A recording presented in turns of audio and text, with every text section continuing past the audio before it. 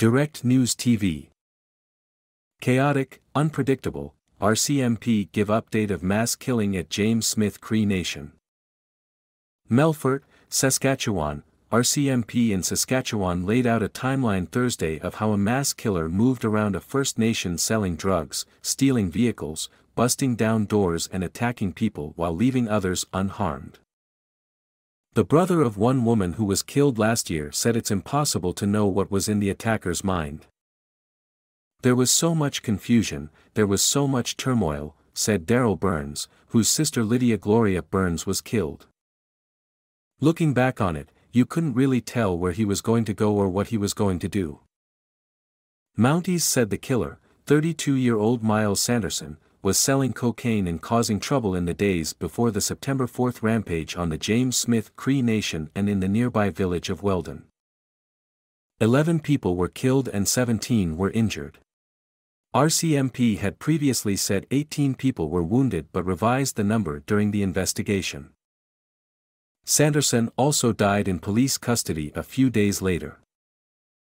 Superintendent Joshua Graham said Sanderson had been selling drugs with his brother Damian Sanderson at the First Nation northeast of Saskatoon on September 1st. They also attacked some residents and stole a vehicle. Mounties investigating the theft were looking for Damian Sanderson and searched a home where he was. But RCMP said he provided officers with a different name and he didn't look like the outdated photo they had of him.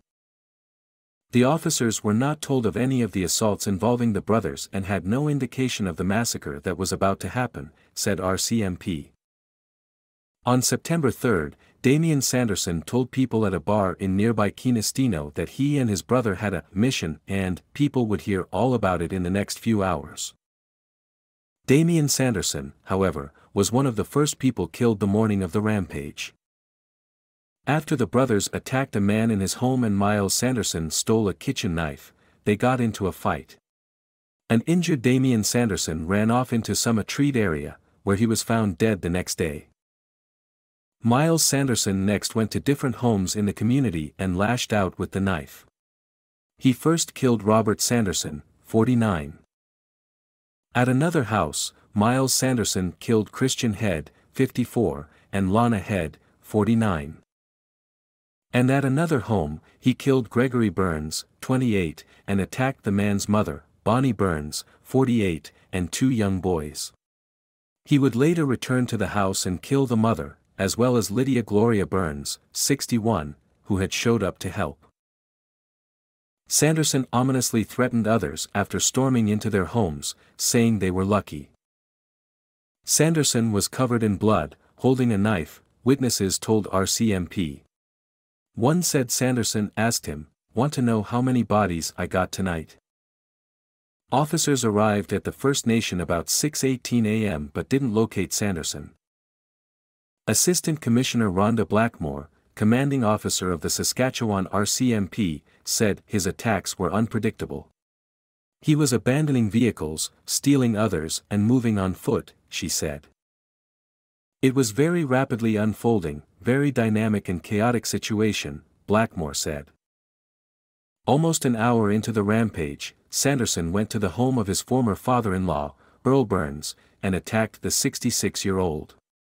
RCMP said despite his injuries, the local school bus driver got into his bus and tried to chase down Sanderson. He later died in the bus.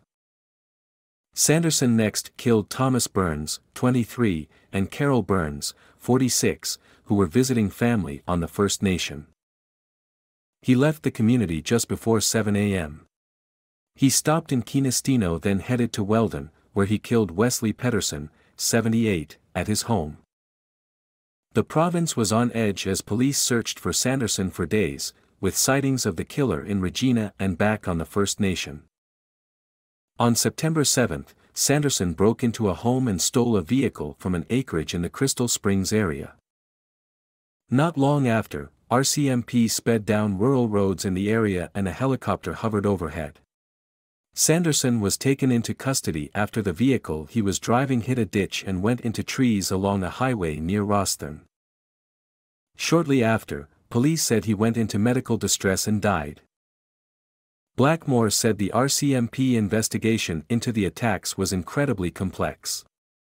Officers examined 42 different crime scenes, including buildings and vehicles. They also seized about 700 exhibits and spoke with more than 250 witnesses. Blackmore said she understands people have many questions about how the mass killing could have happened. Some of those answers, unfortunately, may never be known. A few people from the First Nation attended the RCMP presentation in a community center in Melfort, Saskatchewan, but the victims' families and survivors had received the update Wednesday. Deborah Burns and Vanessa Burns, daughters of Earl Burns, and his widow, Joyce Burns, who was wounded that day, said receiving a bit more information from RCMP has brought a small amount of healing. Seeing the RCMP map project the route that he took in the school bus to try to save his family made the women emotional. "He's my hero. He saved me," Joyce Burns said.